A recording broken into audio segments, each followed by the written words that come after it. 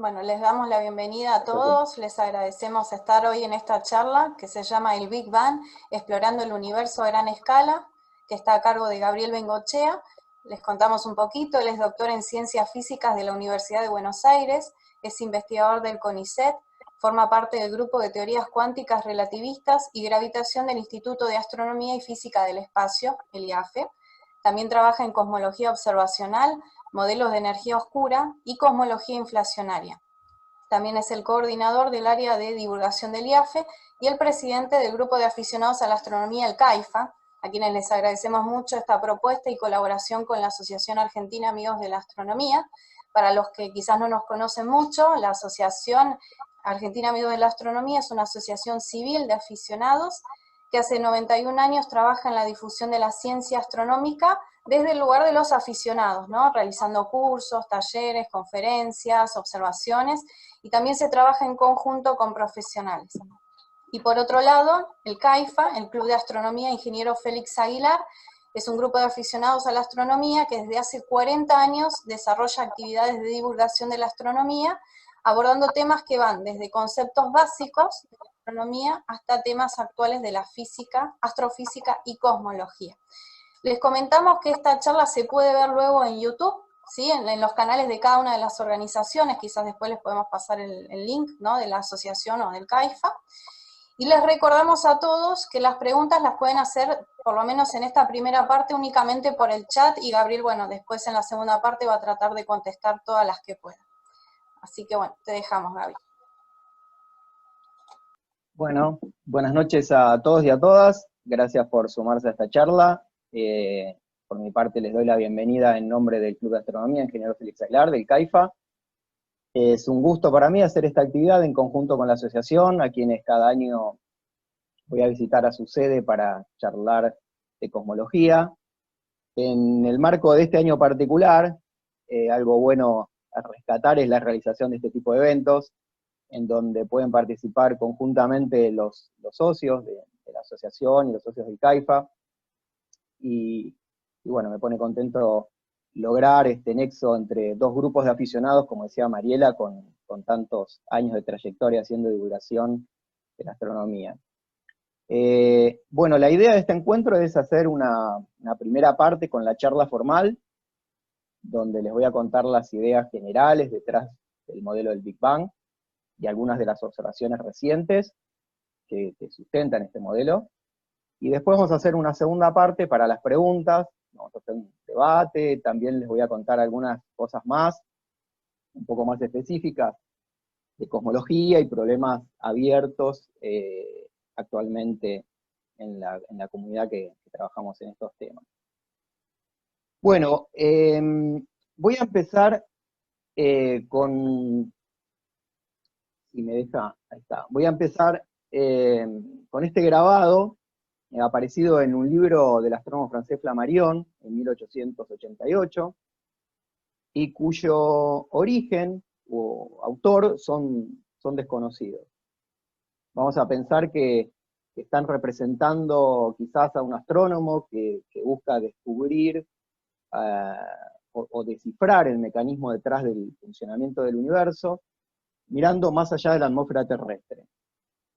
Desde las anotaciones de los sumerios a los babilonios han pasado muchos años y muchas ideas acerca del universo, y todas estas ideas de cómo funciona el universo han ido cambiando radicalmente. Fíjense en estas imágenes que tan solo hace unos 100 años, o 120 años, no teníamos teorías o modelos que pudieran explicar estas imágenes, ¿no? Por ejemplo, la que está arriba a la izquierda, es una imagen que en las últimas semanas se ha hecho muy conocida, porque justamente la entrega del Premio Nobel de Física de este año tiene que ver con estas imágenes, con haber logrado las imágenes de qué podría estar ahí en el centro de nuestra galaxia, y por lo cual las estrellas en el centro de la galaxia giran de esa manera. Pero el experimento que yo quería, el experimento mental que quería hacerles ustedes es que, imagínense que ustedes están viviendo en el año 1900, insisto con que por ahí para algunos les parece mucho, pero la verdad no es mucho, son 120 años, pongamos números redondos, 100 años. Ustedes están viviendo en 1900 y imagínense que tienen la posibilidad de viajar a esa época con el mejor telescopio que tengamos en este momento, o los mejores telescopios que tenemos en este momento. Ustedes viajan, se lo llevan a 1900 y empiezan a sacar fotos, empiezan a tomar imágenes del cielo, como estas que están acá, y la pregunta es, bueno, ¿cómo explicaríamos esto? O sea, por ejemplo, como les decía, arriba a la izquierda, ustedes ven aquí estrellas que parece que están orbitando, que están girando en torno a esta crucecita acá, que no hay nada, uno no ve nada, ¿sí? O sea, los objetos están girando, parece alrededor de nada, es algo misterioso. O en esta imagen de acá, en donde podemos ver estas galaxias, y de repente ven como arcos, cosas deformadas, con formas raras, que bueno, decimos, será un problema del telescopio, será un problema de cómo estamos tomando la imagen, algún error del instrumento, o que aparecen cosas raras, deformadas, que no parecen ser que estén ahí realmente en el cielo. O bueno, imagínense que apuntan al centro de una galaxia y obtienen esta imagen que ven acá, y hay una zona oscura en el medio, y otra zona brillante. O toman una imagen así, de un campo relativamente un poquito más grande en el cielo, y dicen, ¿por qué las cosas están desparramadas de esta manera en el cielo? ¿Por qué no están todas en una esquina, todas juntas en un lugar en el cielo? ¿Por qué están desparramadas de esta manera, que parece estar aleatoriamente distribuidas? Bueno, ¿por qué? ¿Cómo llegaron ahí? Bueno, todas estas preguntas y muchísimas otras, en 1900 no tendrían respuesta, no tendríamos modelo o teorías para tratar de respondernos estas preguntas que nos generan estas imágenes. Y uno dice, bueno, son 100 años, y hace 100 años más o menos, 120 años, en 1902 se producía la primera película dirigida a la Luna. La película de Georges Méliès, 1902, la que ven a la izquierda. Y lo que está a la derecha es el despegue desde la Luna, la misión Apolo 17 en 1972. Esta misión Apolo 17 tuvo que esperar 70 años desde la película Georges Méliès, la primera película, para que sepamos in situ qué hay en la Luna, cómo es la Luna. En 1900 nos imaginábamos que la Luna podía tener cosas extrañas, y la gente imaginaba este tipo de cosas y hacía esas películas, pero la realidad es que en 1900 teníamos muy pocas ideas de eso, ¿no? Y como les decía, tan solo hace más o menos 50 años pisamos la Luna y tenemos un poco de información, y es que empezamos a construirnos la historia de la Luna. Entonces no hace tanto, ¿no? Pasaron muchos años, desde los babilonios y los sumerios, etcétera, pero la cuestión es que de manera un poco más precisa y con más cantidad de datos, y de una manera un poco más rigurosa, con teorías de fondo, sustentables, que nos permitieron armar modelos, la realidad es que no hace mucho, ¿sí? Y en las últimas décadas es que esto se ha acelerado, que se han incrementado los datos, y hemos empezado a precipitar la realización de un modelo bastante bien sustentado. Bueno, esta es otro pedazo de película de una misión Apolo, en este caso desde el Apolo 15, 1971, y la idea de poner esto es para mostrarles que uno dice, bueno, las teorías físicas con las que nos vamos a construir el modelo del universo son las mismas que usamos acá en la Tierra para explicar cómo cae un objeto al suelo cuando lo soltamos, o nuestros experimentos de la vida cotidiana, cómo funciona un auto, cómo se mueven los objetos. Esa misma física que usamos acá en la Tierra, ¿valdrá en otro lugar?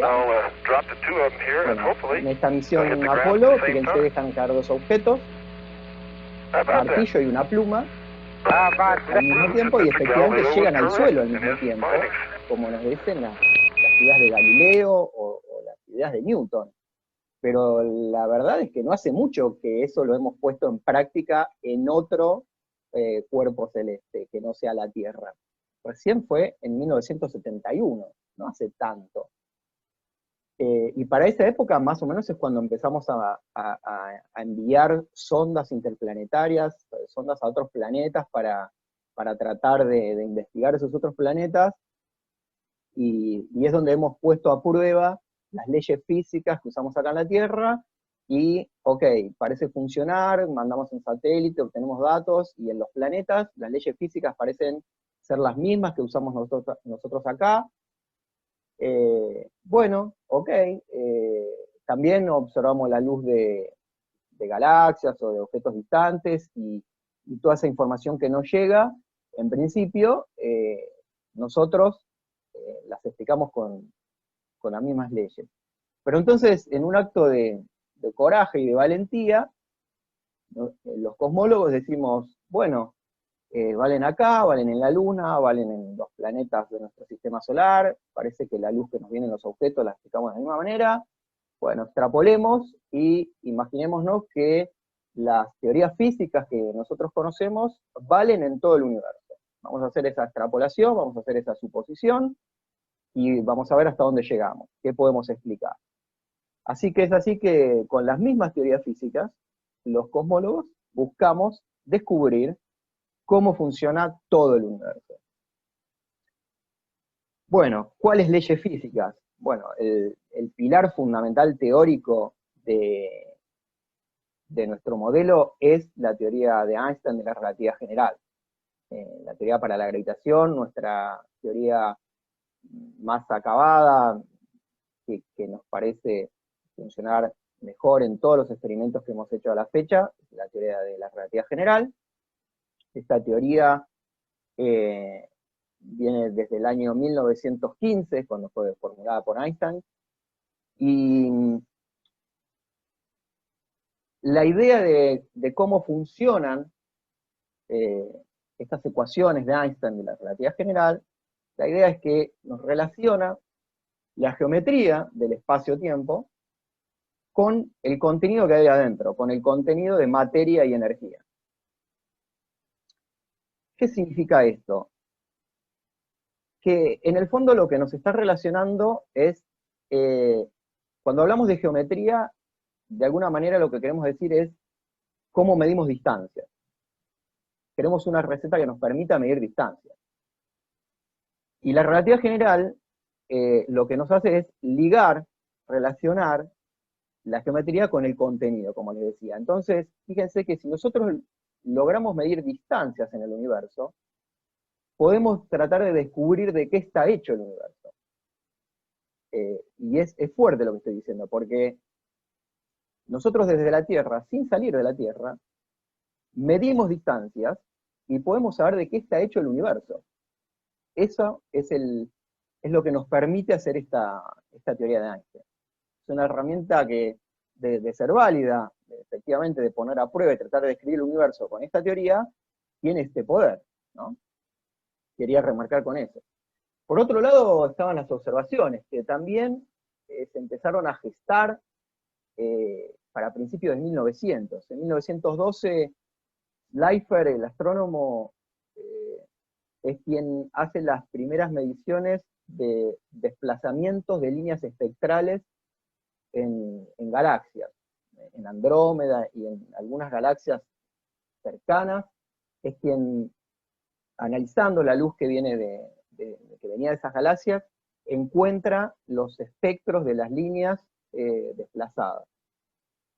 Y posteriormente, después con las ideas del Lemaitre en 1927 y con Hubble en 1929, se empieza a gestar esta idea de relacionar estas líneas espectrales con que las galaxias se estarían alejando, que tendrían ciertas velocidades alejándose de nosotros, hacerle una interpretación a ese corrimiento de las líneas espectrales. Ellos pensaban que tenían que ver con un efecto conocido para esa época, que es el efecto Doppler. Esas fueron las ideas que empezaron a sostener ellos. Y Y entonces empezó a gestar esta idea de que el universo podría ser dinámico, que podría no ser una cosa estática, sino que esté evolucionando. Y es así que se empiezan a gestar la idea de la expansión del universo.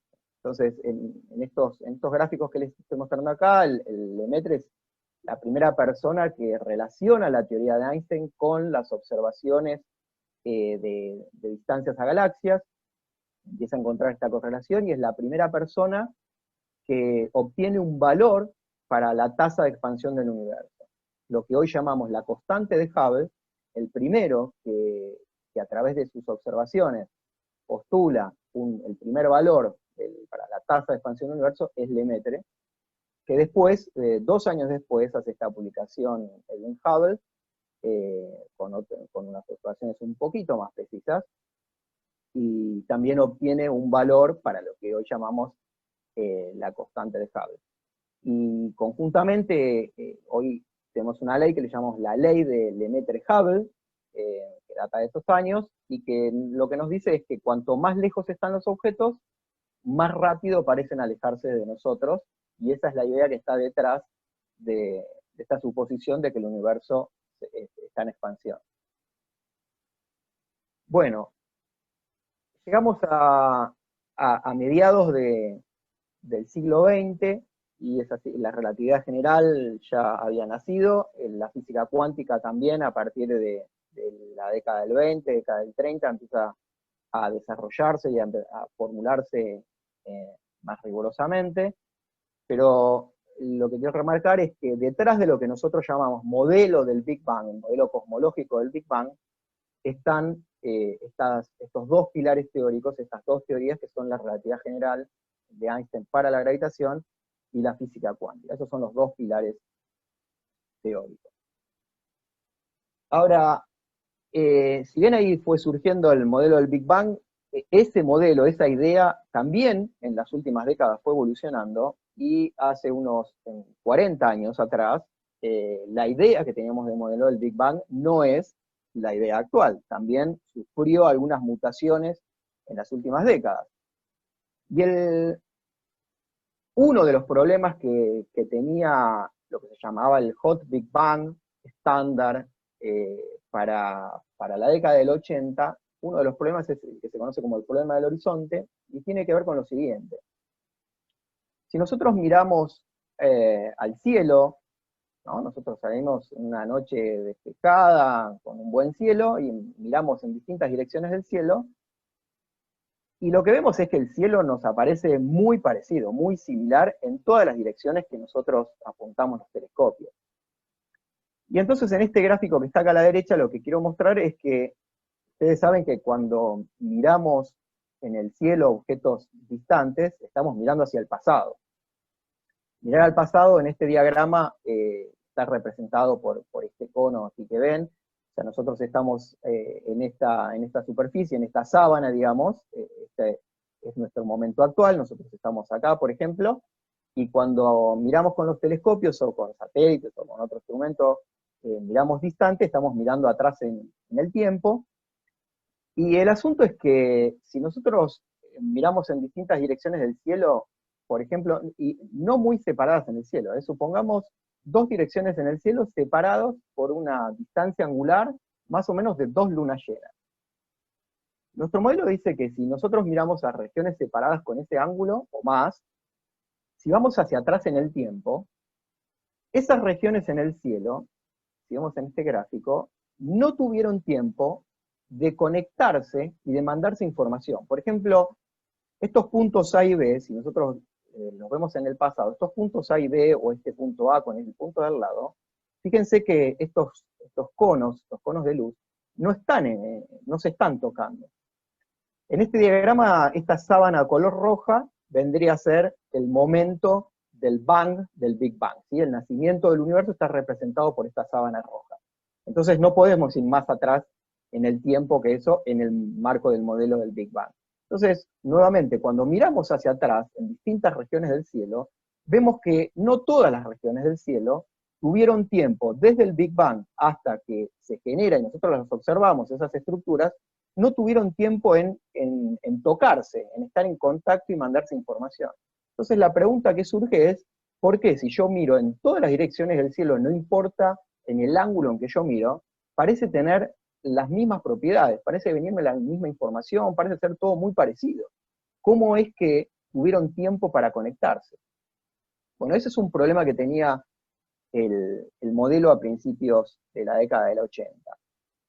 Y es así que aparece un nuevo protagonista en el modelo, que se llama inflación cósmica, el modelo inflacionario, que surge por varias personas, como las que están mencionadas acá abajo, que ustedes pueden ver, pero esencialmente con el trabajo de Alan Guth, como les decía a principios del 80, él propone que agregar al principio del universo un periodo muy breve inflacionario, esto es una expansión acelerada, en una época muy temprana del universo, fíjense las escalas de tiempo, ¿sí? Muy al principio, una expansión acelerada que se encienda y se apague enseguida, y esa expansión acelerada resolvería el problema que les acabo de mencionar y otros problemas que tenía el modelo del Big Bang hasta la década del 80, el Hot Big Bang. Bueno, pero además de resolver estos problemas, pronto muchas personas se dieron cuenta que además de solucionar esos problemas, también proporcionaba inflación un mecanismo para explicar cómo podría haber sido la generación de las semillas primordiales. Las semillas que luego dieron origen, después de mucho tiempo, a las estructuras que vemos en el cielo, las galaxias, los cúmulos de galaxias. Ese mecanismo vendría también en el marco del modelo inflacionario. Entonces, como les decía, Alan Guth propone que al principio del universo, la energía del universo estuvo dominada por un campo, al que le llamamos inflatón, porque infla, y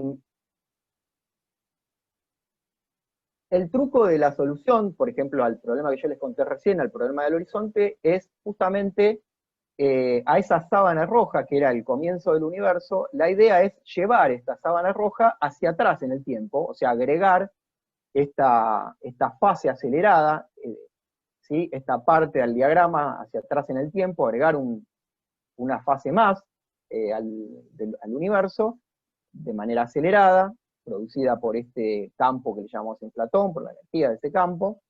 Y entonces, fíjense que esas zonas A y B, que no habían tenido tiempo para conectarse y mandarse información, al agregar esta expansión acelerada al principio, logramos que los conos de luz de esas zonas A y B estén conectadas, y entonces es por eso que hoy, nosotros hoy en día, cuando observamos en las distintas direcciones del cielo, esas zonas del cielo tuvieron tiempo de conectarse en la época de inflación. Y por eso en el cielo vemos todas las propiedades muy parecidas en las distintas direcciones. Lo vemos como muy parecido en todas las direcciones.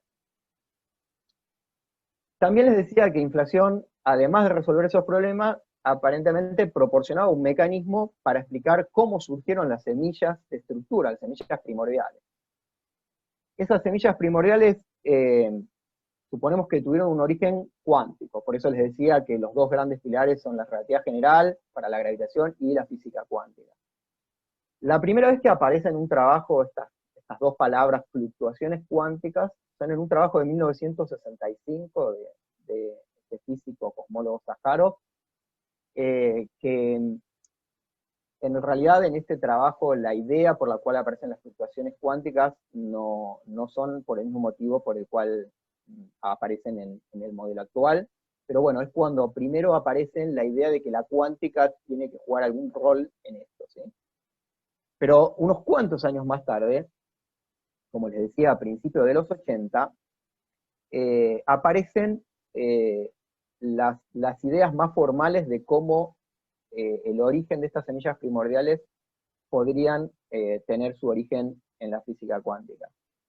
Y es en un congreso que se organiza en Reino Unido, en Cambridge, entre junio y julio de 1982, un congreso que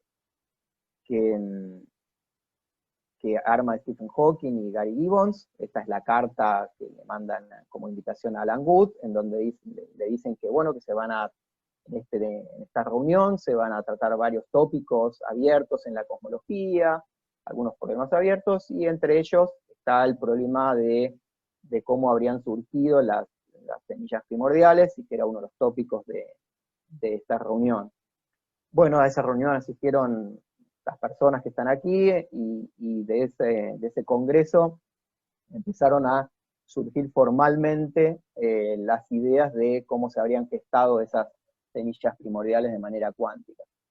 Bueno, eso podría haber quedado en una idea solamente, en unas cuentas y nada más. La cuestión es que eso, tenemos que ver si eso condice con el universo, puede predecir el universo que nosotros observamos, ¿no? Y aquí lo que les quiero mostrar son unas simulaciones numéricas.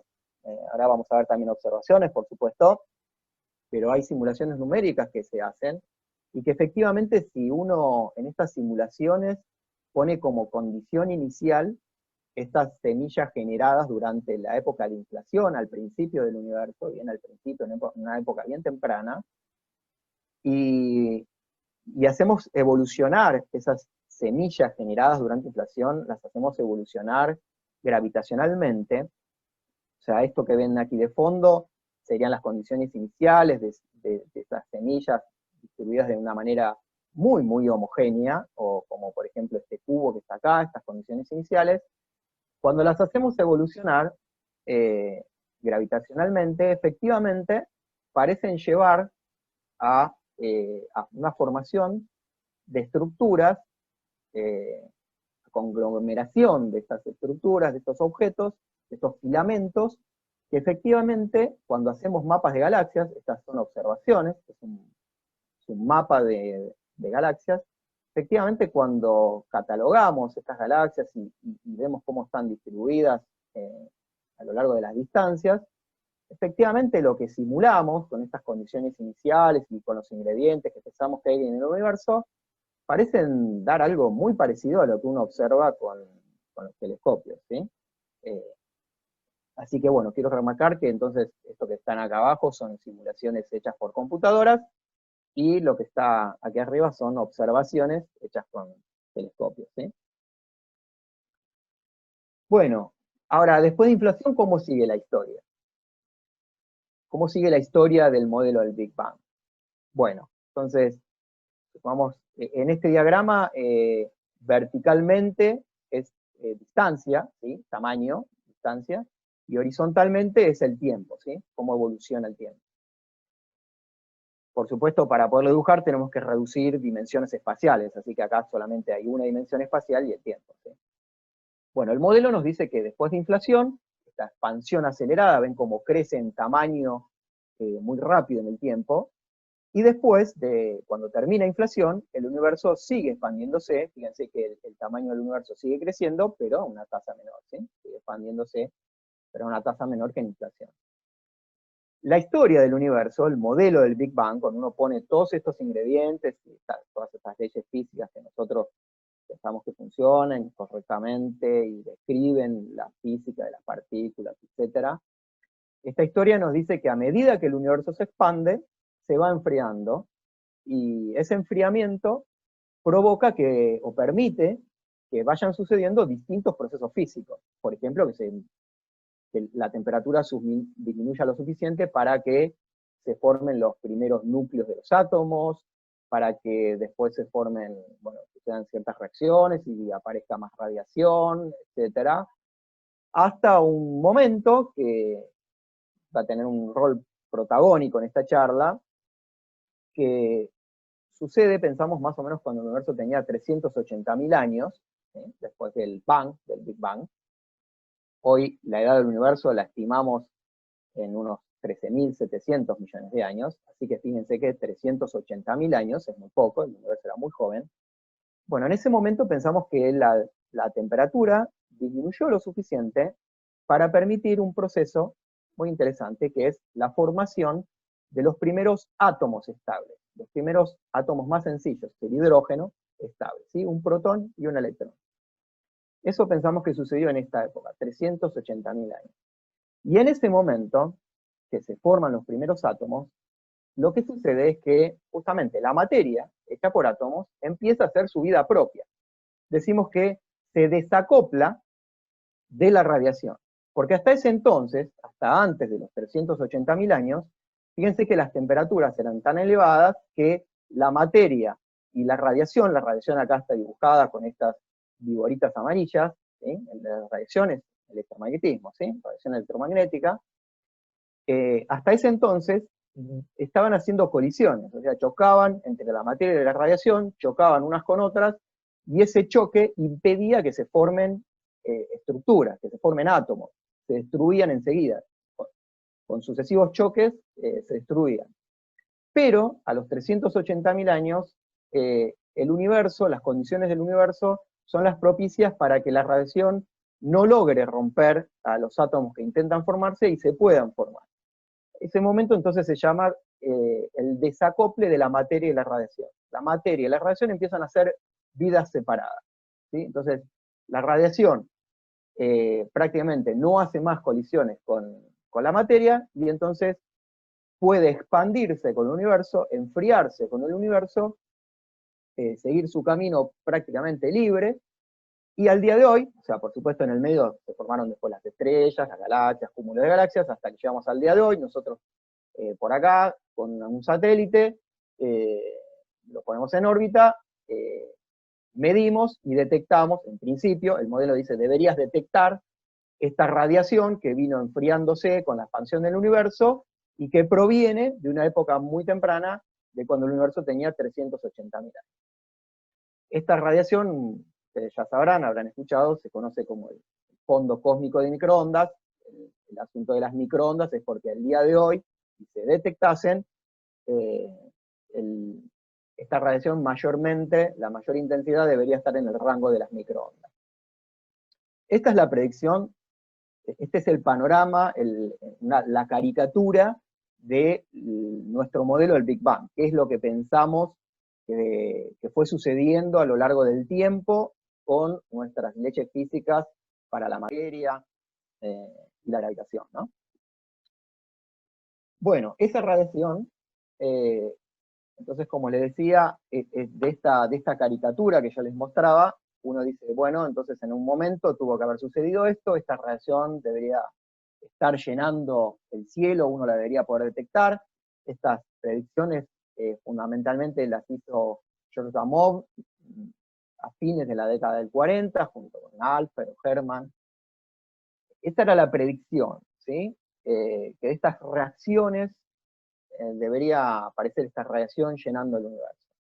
Pero tuvieron que pasar varios años más, hasta 1965, en que estas dos personas, Penzias y Wilson, en el año 65, usando esta antena de los laboratorios Bell, la detectan, después de un montón de peripecias que las pueden leer en la literatura. Apareció un ruido, ellos no estaban buscando esto, estaban trabajando con satélites de comunicación, pero tenían un ruido en sus antenas que no podían eliminar. Esta historia seguramente ustedes la conocen, no la pueden leer. Pero cerca de ahí, en Princeton, había otra gente como Peebles y compañía que sí estaban intentando buscar eran cosmólogos que estaban tratando de buscar estas cosas, y entonces se enteran de que Penzias y Wilson tenían estos ruidos en las antenas y se ponen en comunicación y dicen, señores, ustedes deben estar detectando esto que nosotros queremos detectar, y que viene predicho por el modelo del Big Bang, etc. Bueno, Penzias y Wilson ganan el premio Nobel por esto en el año 1978. Efectivamente, esa radiación, ese ruido de fondo, era el fondo cósmico de microondas, que tiene una temperatura característica muy baja, casi 3 Kelvin, o sea, prácticamente cero absoluto, ¿sí? 270 grados centígrados bajo cero. Y como les decía, si uno puede estudiar esta radiación, ahora la detectamos, bueno, si la podemos estudiar, es radiación que nos trae información, que viene viajando de cuando el universo era muy joven, y nos trae información de cuando el universo era muy joven, cuando tenía unos 380.000 años. Bien, eso fue en el año 1965. Tuvimos que esperar unas cuantas décadas más para hacer la siguiente revolución en este tema. Y el asunto es que el modelo también nos dice que el cielo no puede ser exactamente igual. Esta radiación que detectamos en el cielo, y que detectó Penzias y Wilson, y que era igual en todas las direcciones del cielo, la idea es que el modelo nos dice, si vos podés mirar, hilar fino, mirar con más precisión esa radiación, no puede ser exactamente igual en todas las direcciones. Porque yo miro en una dirección y veo una galaxia, miro en otra dirección y no veo una galaxia. Entonces, hay algo que en esa dirección del cielo que se logró formar una galaxia, tiene que tener algo distinto a esa zona del cielo cuando yo apunto y no veo galaxias. No puede ser exactamente igual. Y además, como les conté, se supone que el origen de todas las estructuras que vemos en el cielo tienen que ver con semillas, esas semillas cósmicas generadas cuánticamente en la época de inflación, en una época muy temprana. Entonces, tiene que haber diferencias. Bueno, así como hacemos un mapa de la esfera del planeta Tierra, la proyectamos de esta manera en 2 dimensiones, uno puede observar intentar observar esta radiación en todas las direcciones del cielo, en toda la esfera celeste, y armar una proyección de todo el cielo, de esta radiación. Pero fíjense que entonces tuvimos que esperar de 1965 hasta la década del 90, a principios de los 90, para obtener la primera imagen de pequeñas diferencias de temperatura en esa radiación cósmica de fondo de microondas que detectaron Penzias y Wilson en el 65. Se necesitó que la tecnología avance lo suficiente para poder discernir pequeñas diferencias de temperatura. ¿Cuán pequeñas son? Casi millonésimas de grados de diferencia. O sea, los colores que ustedes ven acá entre rojo y azul, la diferencia entre esos colores es aproximadamente casi una millonésima de Kelvin. Pero efectivamente, por primera vez en la década del 90, vemos que el cielo no es perfectamente isótropo, o sea, igual en todas las direcciones. Hay en ciertas direcciones en donde parece un poco más frío, un poco más caliente, como el modelo el Big Bang parecía decirnos, y ese origen inflacionario de las perturbaciones iniciales, de las semillas cósmicas, parecen encontrar un correlato con estas observaciones. Hoy en día las observaciones del fondo cósmico de microondas han evolucionado notoriamente. Fíjense aquí en este mapa, se ve a la izquierda, fíjense el tamaño de las manchas, estas, a la izquierda del satélite COBE, la resolución angular era bastante pobre, de unos 7 grados, entonces las manchas características son así de grandes. Después viene un satélite que se llamó WMAP en el año 2003, mapeó todo el cielo y ven que el tamaño de esas manchitas ahora es más chiquito porque el satélite tenía una resolución mejor. Y el último satélite que hizo mediciones de todo el cielo es el satélite Planck, son las mediciones más precisas, fíjense que el tamaño de las manchas es aún más chiquitito. Como les decía, fíjense que la diferencia de temperatura de esas manchas, características son del orden de 30 microkelvin, ¿sí? La diferencia. Bueno, detectamos estas diferencias. Ahora queremos extraer la información, porque esa foto, esa imagen, con esas manchitas, no es que uno se las pone a mirar fijos y empezamos a decir, mirá, acá el universo está hecho de esto, esto y esto, no es así, ¿no? Uno tiene que extraer la información física de un análisis estadístico de cómo es que están distribuidas esas manchas, esos granos de manchas, sí, esas diferencias en el cielo. Entonces pasamos ese mapa a otro gráfico, en donde en el eje vertical tenemos diferencias de temperatura, estas diferencias chiquitas de temperatura, en distintas direcciones del cielo, y en el eje horizontal la diferencia angular, el tamaño angular con el que miramos con nuestros satélites. Por ejemplo, hacia donde está este pico rojo, serían las escalas angulares más grandes, por ejemplo, un grado, ¿sí? Esas 2 lunas llenas que ya le dije hace un rato, y miramos en el cielo un tamaño angular de 2 lunas llenas, corresponde más o menos en la escala angular en donde está esta zona roja de estos datos, y hacia el lado derecho están las escalas angulares cada vez más chicas, ¿sí? Pero bueno, entonces estos datos que observamos en el cielo los traducimos a una gráfica como esta. Aquí están también los datos observacionales. El asunto ahora es, bueno, acá vemos una cierta estructura en este dibujo, en esta gráfica. ¿Cómo la explicamos teóricamente? ¿Qué nos dice este gráfico? ¿Qué información extraemos? Bueno, lo primero es que esas pequeñas diferencias de temperatura que vemos en todo el cielo, vamos a ver que efectivamente son tal cual como las que predice inflación en la época temprana del universo. Y estas son las observaciones más precisas del satélite Planck. Esos son los puntos rojos, los cuales tienen incluidas las barras de error, ¿sí? Esos son los datos experimentales. Y la curva verde, que está pasando por todos los puntos observacionales, es nuestra predicción teórica. Es nuestra predicción teórica con todas las ecuaciones de las teorías físicas que pensamos que están involucradas en todas las épocas del universo, desde inflación hasta el día de hoy.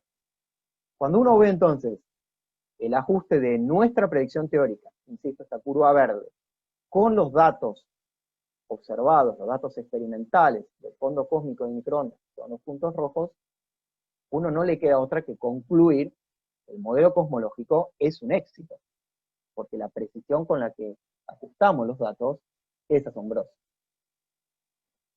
Ahora, estos datos que nosotros estamos ajustando, como les mencionaba recién, es nuestro modelo del Big Bang. Esa curva verde es el modelo del Big Bang.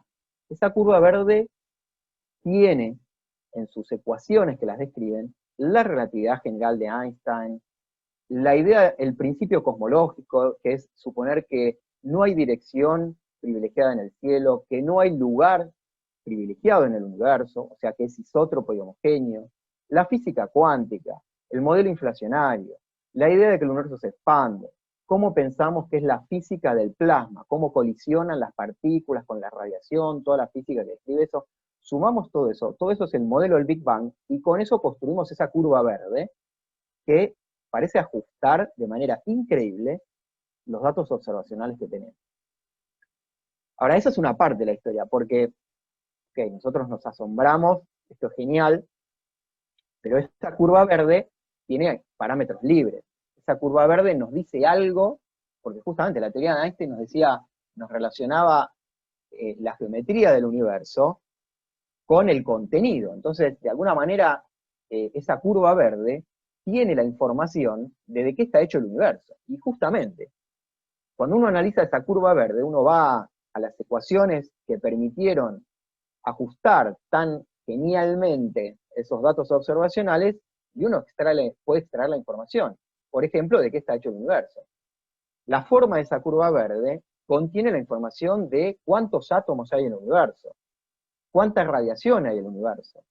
Esa curva verde también nos dice, ¿es suficiente con átomos y radiación en el universo o hace falta algo más? Bueno, vamos a ver que efectivamente, si yo quiero lograr una curva verde teórica, una predicción teórica que pase bien por esos datos, vamos a ver que no alcanza con pensar que el universo está hecho solo de átomos y radiación. No nos alcanza. Nos revela que tiene que haber algo más. También podemos saber cómo es la geometría del universo, porque nosotros no podemos salirnos fuera del universo y ver qué forma tiene. Uno tiene que inferirla a través de mediciones de distancias. Bueno, observar el fondo cósmico de microondas, de alguna manera uno está midiendo distancias. ¿Qué pasó en toda esa historia desde que tenía 380.000 años el universo hasta el día de hoy? Así que podemos conocer la curva, a partir de esta curva, cómo es la geometría del universo. Fíjense que acá hay una serie de picos, una serie de oscilaciones que tiene esta curva, y la forma, la posición en el eje horizontal en la que están estas curvas, predominantemente el primer pico, la posición en la que está, justamente cuando uno ve las ecuaciones que describen esto, nos habla de la geometría del universo. También podemos saber algo acerca de la edad del universo. Podemos saber si efectivamente nuestras ideas del modelo inflacionario son correctas, más o menos, están muy equivocadas. Bueno, muy equivocadas no pueden estar, porque esa curva verde, como les decía, contiene el modelo inflacionario. Nuestras ideas de esta expansión acelerada al principio del universo que tuvimos que agregar al modelo en la década del 80. Esta curva también nos dice, trae información de cuándo se formaron las primeras estrellas, cuándo aparecieron las primeras estrellas cuya radiación ultravioleta emitida empezó a ionizar a los átomos, a la materia de vuelta. Bueno, podemos traer información sobre eso. Y muchísimas cosas más que cada una de estas cosas es tema para una charla distinta, ¿sí? Ahora, esta curva que yo les mencioné acá, les decía que nos dice que no solamente con átomos y radiación, con eso solamente esto parece no funcionar. Pero hay otras líneas observacionales, y me gusta elegir esta porque es otra predicción de la teoría de Einstein, que es que nosotros desde la Tierra, si queremos mirar una galaxia distante, pero que en el medio está tapada por un cúmulo de galaxias, en principio no la deberíamos ver, ¿no? Voy a volver a pasar la película, ¿no? La luz que en principio nos vendría de esta galaxia distante, si en el medio hay algo que la tapa, nosotros no deberíamos ver esa galaxia, pero la teoría de Einstein de la relatividad general nos predice que la luz efectivamente se ve desviada por presencia de materia, porque justamente la materia distorsiona la geometría del espacio-tiempo. Entonces, esa luz de la galaxia distante, que en principio a nosotros no nos podía llegar porque había algo en el medio que estaba tapando, el asunto es que cuando esa luz es desviada, voy a pasar nuevamente, cuando es desviada por la materia que está en el medio, nosotros terminamos viendo esa galaxia, pero no la vemos igualita, la vemos distorsionada. Lo que vemos en el cielo es ese cúmulo de galaxias que está tapándonos en el medio, pero vemos en esta imagen estos rastros, estas cosas deformadas, estos arcos, ¿sí? Deformados en el cielo, que son una predicción de la teoría de Einstein. Son esa galaxia que está ahí atrás distante y que nosotros en principio no la podíamos ver, pero la estamos viendo deformada, formando imágenes deformadas en el fondo del cielo. ¿Se acuerdan que una de las primeras diapositivas que les mostré, justamente que si uno viajaba hacia el año 1900 y sacaba una foto como esa con el mejor telescopio que hoy tenemos, uno no podía explicarla? Bueno, hoy la podemos explicar, esas deformaciones, esos arcos que nos aparecen en estas imágenes, gracias a la teoría de la gravitación de Einstein. Bueno, ¿y qué nos dice esto? Y nos dice que si nosotros queremos explicar la manera en que nos aparece distorsionada las imágenes de esa galaxia, con la materia que está ahí en el medio, con la luz que nosotros vemos, con las galaxias, los objetos que nosotros vemos ahí en el medio, no lo podemos explicar. La cantidad de materia, de masa que hay ahí, deformando esa luz, si nosotros contamos solamente la masa que vemos, ¿sí? A través de la luz, no alcanza esa masa para deformar al objeto en la manera que nosotros lo vemos en el cielo. Necesitamos que en el medio, en esa cosa que está ahí en el medio tapando, tenga más masa de la que nosotros estamos viendo. Esta es una de las líneas observacionales que justamente nos dice que tiene que haber más masa de la que vemos, y es lo que conocemos como materia oscura. Pero, como yo les anticipé un poco con el fondo cósmico de microondas, para lograr esta curva verde que pase muy bien por todos los datos observacionales, la realidad es que solamente con átomos no alcanza, no podríamos lograr un buen ajuste. También esta curva, esta línea observacional del fondo cósmico de microondas nos dice, tiene que haber en el universo algo más que los átomos que nosotros conocemos, la materia, los átomos de la materia que nosotros conocemos. Bueno, este efecto predicho por la teoría de Einstein se conoce como lentes gravitacionales, es un área muy activa actualmente observacionalmente. Bueno, y es una manera entonces que tenemos como de pesar, de saber cuánta masa hay en el universo, a través de cómo se deforma la luz de objetos distantes. Bueno, entonces la cuestión es, parece que hay algo más en el universo que átomos, hay algo que llamamos materia oscura. Oscura porque no brilla, la miramos en todo el espectro electromagnético, no sé, ondas de radio, en el infrarrojo, en el ultravioleta, en el visible, rayos X, rayos gamma, microondas, miramos en todas las frecuencias y no la vemos. Pero gravitacionalmente parece que está, parece que sus efectos gravitatorios, porque tienen masa, eso está ahí. Esta no es la única sorpresa.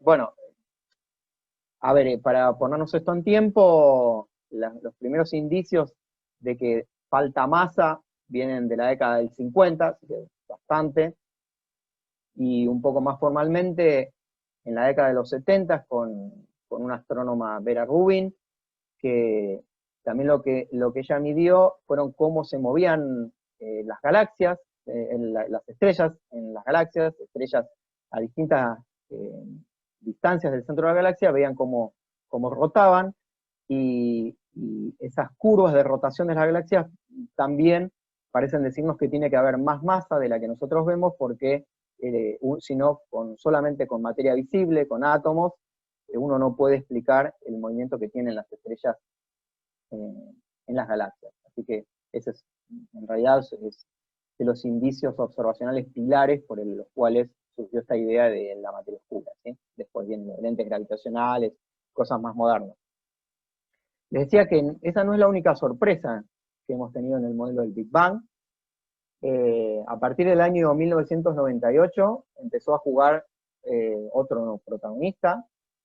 Esto viene de la mano de unas observaciones que hicieron grupos chilenos en el Cerro Tololo, en Calán, liderados por José Massa y por Mario Gamuy, haciendo observaciones de un cierto tipo de muertes estelares, se llaman supernovas, en particular las de este tipo, las tipo 1A, que uno de los mecanismos favoritos por los cuales se podrían formar estas supernovas, estas explosiones, supernovas tipo 1A, serían sistemas binarios, en donde una de los componentes del sistema binario, esta que está aquí, sería una enana blanca, una estrella que estaba cumpliendo su etapa final de su vida, y que tenía una compañera, otra estrella, que también evoluciona, pasa por fase de gigante roja, entonces invade el territorio de esta enana blanca que estaba muriendo tranquilamente, le invade, le forma un disco de acreción, le empieza a inyectar materia. Esa enana blanca, digamos que estaba en una masa, su masa era aproximadamente la máxima masa que pueden tener las enanas blancas, que pensamos que es alrededor de 1,5 veces la masa del Sol. Y entonces se encuentra en una situación en donde una compañera le está entregando masa.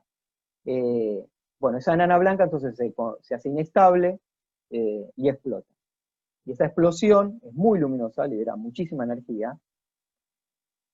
Y este grupo en Chile se encontró que una manera, un vínculo entre el brillo máximo que tenían estas estrellas cuando explotaban, con cómo era el decaimiento a lo largo de los días, cómo era el decaimiento del brillo a lo largo de los días. Encontró una relación que permitía entonces calibrarla, permitía calibrar cuál era el brillo absoluto, la luminosidad de esas estrellas.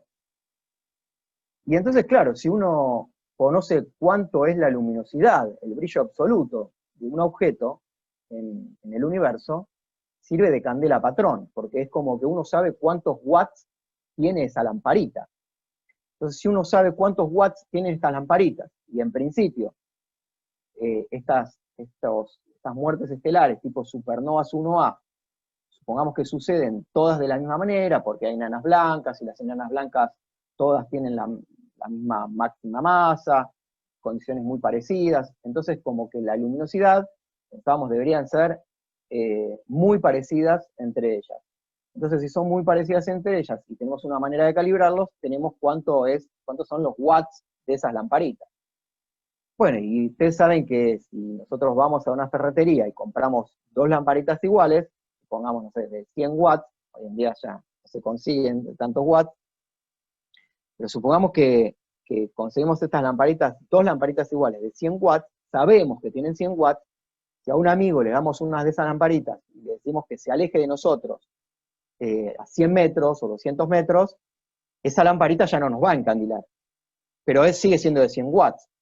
Pero nosotros, viendo de cuántos watts nos parece verla, debilitado, sabiendo que es de 100 watts, a nosotros lo que nos permite es saber a qué distancia está nuestro amigo con esa lamparita de 100 watts.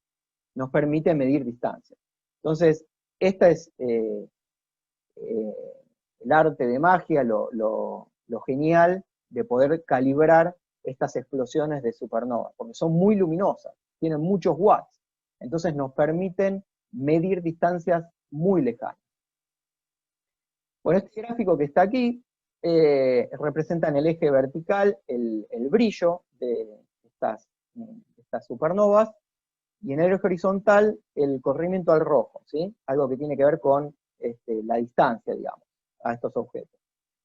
Los puntos que están en amarillo aquí, los primeros objetos, son las observaciones que hizo esta gente en Chile, en Calán y Tololo, y entonces parece encontrar esta relación entre el brillo y el corrimiento al rojo. Bueno, ok, estas son las observaciones. ¿Qué dice nuestra teoría? ¿Qué dice nuestro modelo cosmológico de cómo deberían ser las distancias a estos objetos? Porque acuérdense que según la teoría de Einstein, las distancias, la geometría, está relacionada con el contenido del universo. Así que midamos distancias y veamos de qué está hecho el universo. Bueno, entonces, busquémonos en nuestro modelo cuál es la curva teórica que mejor pasa por todos estos puntos. Muy bien, es esta que está acá. En el año 1998, usando estas calibraciones de la gente de Chile, dos grupos en Estados Unidos, Perlmutter, que se que aparece en la foto, y otra persona, Adam Rees, dos grupos, lideraron observaciones con instrumentos más precisos que permitieron observar supernovas tipo 1A más débiles, más distantes. Y entonces las empezaron a agregar en este diagrama, que son estas cosas que nosotros vemos acá. Los puntos rojos empezaron a aparecer, que son los datos de los chilenos. Estos puntos rojos que empezaron a aparecer a partir de fines de la década del 90, eran esas observaciones. ¿Qué pasó? Que, si ustedes se fijan, los modelos teóricos que teníamos hasta fines de los 90, nuestra predicción teórica para las distancias a estas estrellas, todos nuestros modelos pasaban por debajo de estas líneas, de estos puntos rojos, de estas observaciones que están acá. Todos nuestros modelos pasaban por debajo, no ajustaban, o sea, ajustaban bien los datos a estas distancias, los datos del grupo de Chile, pero las nuevas observaciones no parecían ser bien ajustadas. No había un modelo teórico que pasara bien por estos nuevos datos observacionales. Entonces se encontraron con la disyuntiva de decir, bueno, ¿qué hacemos? ¿Estaremos midiendo mal? ¿Hay un problema con las observaciones? ¿O será que nuevamente tenemos que rever nuestro modelo del Big Bang? ¿O será tal vez que no solamente tenemos que rever el modelo del Big Bang, sino tenemos que modificar nuestras teorías que están de fondo en el modelo del Big Bang? ¿Será que tenemos que corregir la teoría de la gravitación de Einstein? ¿Será que la física cuántica está mal? Bueno, ni un camino ni otro. Dijimos, bueno, las observaciones parecen estar bien hechas, porque hay otras líneas observacionales que ya nos venían trayendo estas dudas. Entonces, veamos qué podemos modificar dentro del modelo del Big Bang sin romper nuestros pilares teóricos. ¿Qué podemos modificar del modelo que nos permita la teoría de Einstein de la relatividad general? Bueno, la sorpresa fue que podemos agregar un nuevo ingrediente al universo, permitido por la teoría de Einstein, pero tenemos que pagar un precio. Si queremos, con la teoría de Einstein, y agregar este ingrediente que nos permite esa teoría, agregarlo al modelo, ese ingrediente, y lograr una curva teórica que pase por estos nuevos datos observacionales, la teoría, el modelo, nos predice que entonces el universo tiene que estarse acelerando. La expansión del universo tiene que estar siendo acelerada en este momento. Actualmente tiene que estarse acelerando. Si el universo estaba hecho solamente de materia, átomos o materia oscura, la predicción de la teoría de Einstein, la predicción de nuestro modelo del Big Bang, es que el universo se estaba expandiendo, pero se estaba frenando, se estaba expandiendo de manera desacelerada. Si queremos compatibilizar nuestro modelo con estas nuevas observaciones que estamos teniendo, entonces el precio que tenemos que pagar es que eso nuevo que agregamos en nuestra teoría, leyéndola en el marco de nuestra teoría, nos dice la expansión tiene que ser acelerada. Bueno, por este descubrimiento de la expansión acelerada, mediante observaciones de supernovas tipo 1A, es que en el año 2011 estas tres personas, Rees, Smith y Perlmutter, ganaron el premio Nobel de Física, y a partir de este momento, a este nuevo ingrediente se le dio un nombre genérico que se conoce como energía oscura. Nuevamente lo de oscura es porque no la observamos de manera directa, sino que estamos leyendo a través de nuestra teoría sus efectos indirectos que hacen sobre la expansión del universo. ¿Terminaron las sorpresas ahí, a fines de los 90, en el año 98? No, no terminaron las sorpresas ahí, porque la cuestión ahora es, bueno, teníamos átomos, tenemos materia oscura, ahora agregamos energía oscura. ¿Cuánta energía oscura tenemos que pensar que hay en el universo para que nuestra predicción ajuste perfectamente bien por todas estas observaciones de supernovas tipo 1A? ¿Sí? Ya dijimos que medíamos el brillo, estimábamos distancias, y a través de la relación de la teoría de Einstein, medir distancias nos permite obtener el contenido del universo. ¿De qué está hecho el universo? Bueno, ahora tenemos esta energía oscura. ¿Cuánta energía oscura tenemos que poner en el universo, pensar que hay en el universo, para que estas observaciones sean ajustadas bien por nuestro modelo? Bueno, y ahí vino una nueva sorpresa. El 70%, por lo menos el 70% del universo.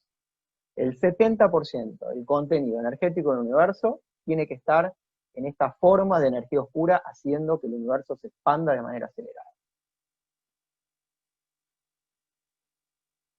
Bien, entonces les hablé del fondo cósmico de microondas, la historia de cómo la radiación en el universo viajó y cómo la vemos hoy con nuestros instrumentos y cómo la estudiamos y toda la información que podemos sacar de ahí.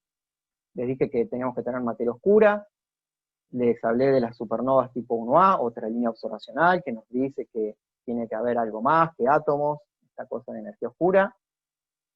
Y les conté esta historia de que cuando el universo tenía 380.000 años, la temperatura del universo había disminuido lo suficiente para que se permitiera la formación de los primeros átomos de hidrógeno neutro.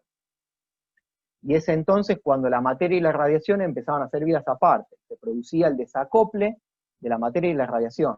Y esa radiación constituía lo que llamamos el fondo cósmico de microondas, etcétera, todo lo que les conté. Les conté toda la historia vista desde el punto de vista de esta radiación cósmica de microondas. La pregunta que uno se puede hacer ahora es, de ese momento, de los 380.000 años, cuando se produjo este desacople de la materia y la radiación, que se formaron los primeros átomos neutros en el universo, la pregunta es, ¿cómo queda registrado esto que sucedió desde el punto de vista de la materia? No desde el punto de vista de la radiación, del fondo cósmico de microondas. ¿Cómo podrá haber quedado registrado lo que pasó en ese momento, pero visto desde el punto de vista de la materia? Esta curva que les mostré recién, insisto, es el registro desde el punto de vista de la radiación. Esta curva verde era el registro del fondo cósmico de microondas que veíamos en todo el cielo, y a partir de esta curva verde que ajustaba los datos de manera espectacular, uno podía traer toda esta información que les conté. Pero nuevamente, estas oscilaciones, estos picos, esta forma, esta curva, es información que nos trae la radiación, de cuando el universo tenía 380.000 años. ¿Cómo es visto esto por la materia? Bueno, imaginémonos entonces nuevamente en inflación, pensamos que es el mecanismo que nos da el origen de las perturbaciones iniciales en el universo, que luego dieron origen a galaxias, etc. ¿Cómo modelamos eso? Bueno, esto lo modelamos de esta manera. Ponemos los ingredientes principales del universo, materia oscura, los átomos, acá bariones, la radiación, los neutrinos. Pongamos estos 4 ingredientes fundamentales. Esto que estoy representando aquí es, digamos, en alguna posición del espacio, las perturbaciones. ¿Sí? Una perturbación en el espacio. Esa perturbación en el espacio, nuevamente, tiene estos ingredientes. Muy bien. Pongamos la dinámica de todo eso, las ecuaciones que describen este fluido constituido por materia oscura, por bariones, por radiación, por neutrinos. Pongamos las ecuaciones que describen todo eso y hagámoslo evolucionar esa perturbación en este lugar del espacio, ¿sí? Este pico representado acá es una perturbación. Hagámoslo evolucionar. ¿Qué sucede? Bueno, se forma como una onda, como una ola, que viaja, ¿sí?, a una cierta velocidad, va viajando, una onda acústica, como una onda de sonido, que viaja y hay un momento en el que se detiene. La pregunta que nosotros nos podemos hacer es, bueno, ¿cuándo se detiene? ¿Hasta dónde puede viajar esto? ¿Cuál es la distancia máxima que puede viajar? Bueno, podemos calcularlo. Y esa distancia máxima justamente tiene que ver con el momento del desacople de la materia y la radiación. Nuestras ecuaciones, podemos utilizarlas, es esto que ustedes ven acá, ¿sí? Estas curvas que ustedes ven evolucionar acá, es cómo evoluciona la densidad de estas cosas en función de la distancia a una dada perturbación. O sea, en el eje vertical, supongamos aquí, y en la posición 0, tenemos una perturbación formada por todos estos ingredientes, ponemos todos estos ingredientes, ponemos las ecuaciones y hacemos que eso evolucione. Cuando eso evoluciona, bueno, por supuesto la materia oscura queda congregada en esta posición central, pero parte es arrastrada por la radiación, que está ligada a través de colisiones con la materia de átomos, con la materia oscura, la radiación está ligada y tiende a arrastrarlo, a llevárselas de esa posición. ¿Hasta cuándo? Y hasta un momento en el cual la materia y la radiación se desacoplan, dejan de verse. En ese momento la radiación suelta a la materia, sigue su vida propia, y la materia queda ahí congregándose. Y es donde aparece este pequeño pico. Y uno puede calcular a qué distancia de la posición original esperamos que se forme esta sobredensidad, esta pequeña sobredensidad. En nuestro modelo, con nuestros ingredientes, pensamos que eso sucede a unos 150 millones de parsecs de distancia. Entonces la predicción del modelo, con estos ingredientes y nuestras teorías físicas, dice, si vos te parás, o sea, cuando hagas mapas de galaxias, como este que vemos acá abajo, y vos te parás, por ejemplo, en este punto rojo, te parás en esta galaxia, el modelo dice, bueno, estadísticamente, a una distancia de 150 millones de parsecs, esperamos ver un poco más de galaxias que a otras distancias, de más cerca o más lejos. Porque suponemos que cuando en este momento en el que la materia y la radiación se desacoplan, es cuando debería haber terminado de viajar esa ola inicial que yo les mostré en esa diapositiva anterior. ¿Sí? Bien. En el año 2005, se detecta por primera vez esta predicción teórica. Haciendo reglamentos de galaxias, se encuentra que efectivamente, a 150 millones de parsecs, hay más probabilidad de encontrar galaxias separadas entre una y otra. Esto es una línea observacional, una línea teórica y observacional, que se llama oscilaciones acústicas de bariones. Oscilaciones por estas oscilaciones que yo les mostré, porque es una ola, es una onda, tipo de sonido que viaja hasta cierto momento, hasta cierta distancia, que es cuando se produce el momento del desacople de la materia y la radiación. De bariones, porque justamente es este panorama vista por la materia, vista por las galaxias.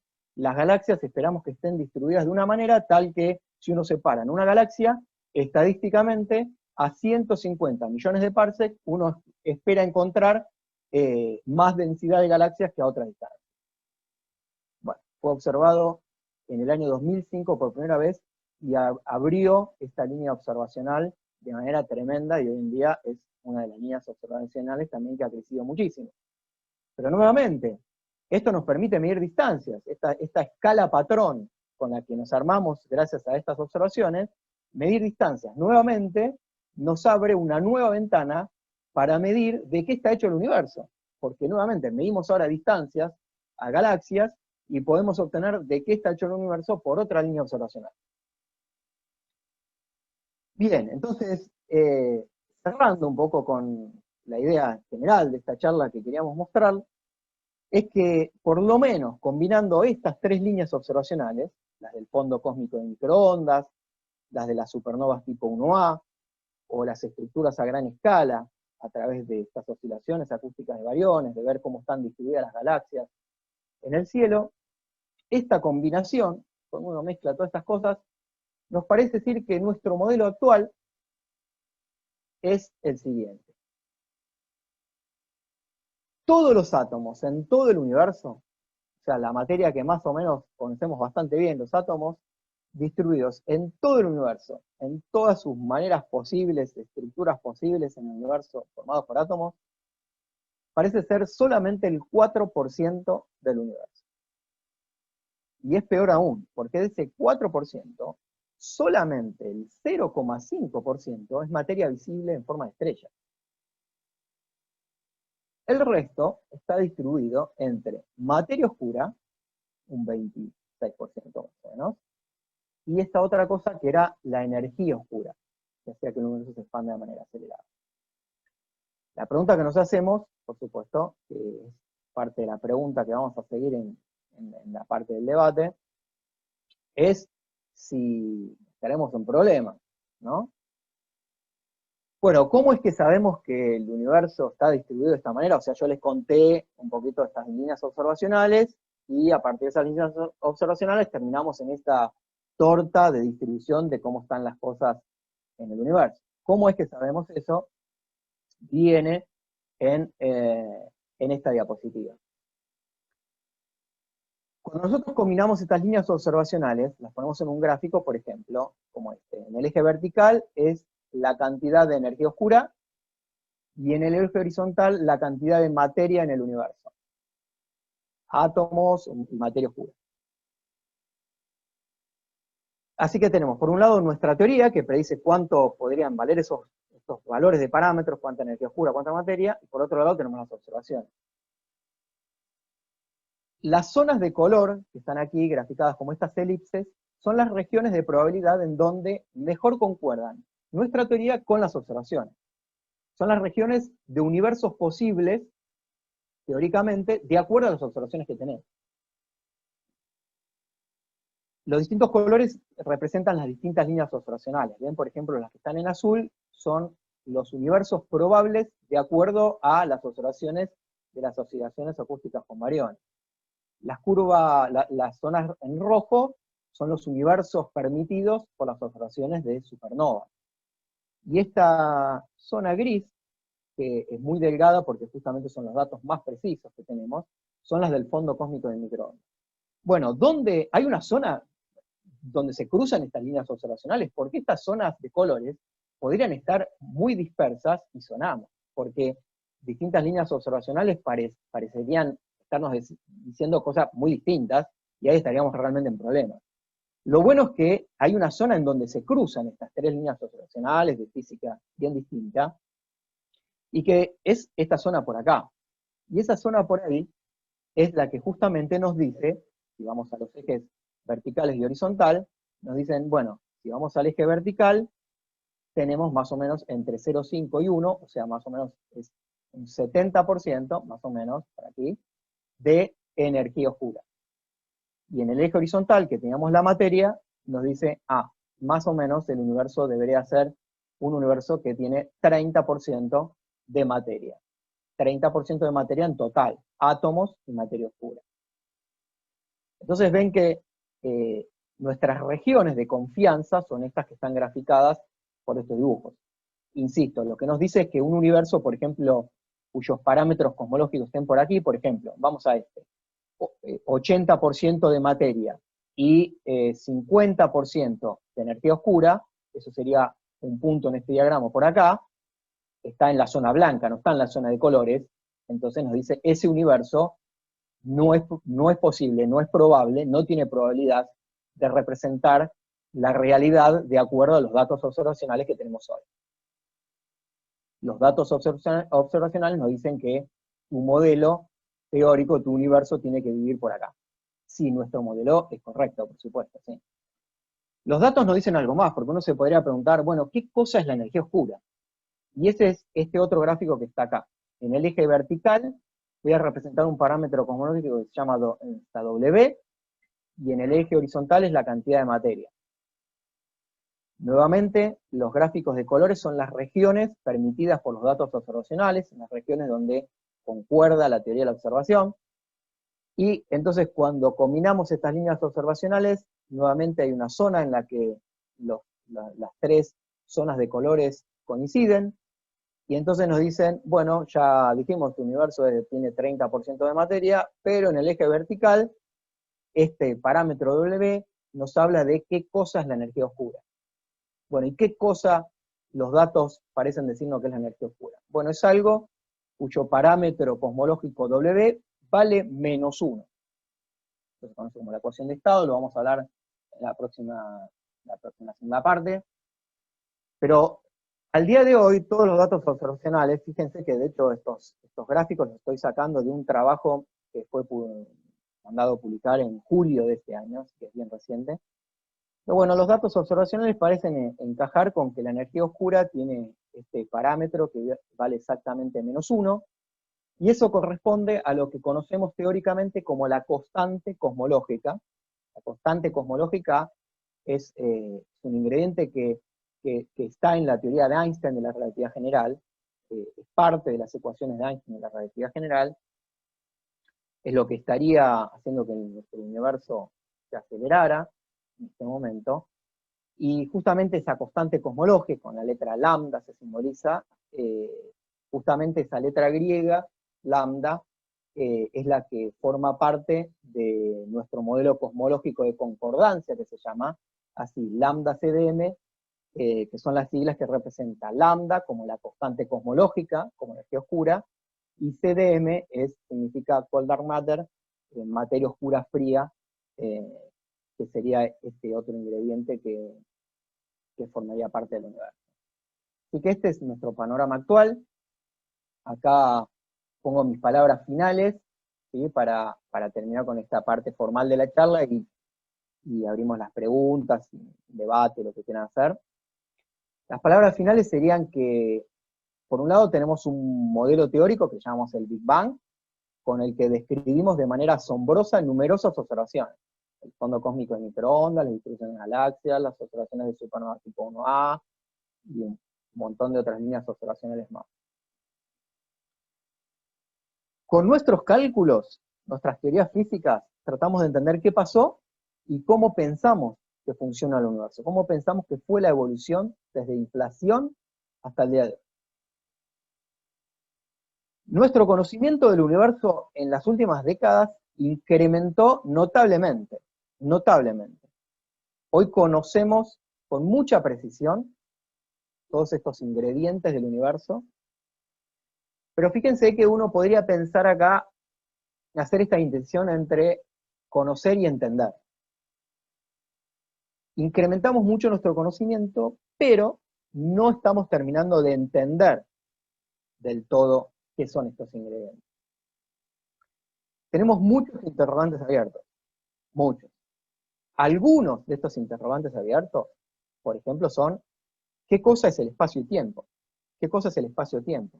Dijimos que la teoría de Einstein es una teoría genial, nuestra mejor teoría para describir la gravitación, es la teoría que describe el espacio-tiempo, pero podemos preguntarnos, bueno, ¿qué es el espacio-tiempo? ¿Está hecho de algo? ¿Qué es el espacio-tiempo? No tenemos respuesta. ¿Qué son la materia oscura y la energía oscura? ¿Existen? ¿Habrá que rever el modelo?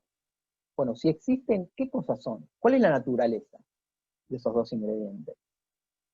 ¿Hubo un bang? ¿Hubo un inicio? ¿Cuál fue el origen del universo? ¿Existió por siempre? ¿Tuvo un origen efectivamente?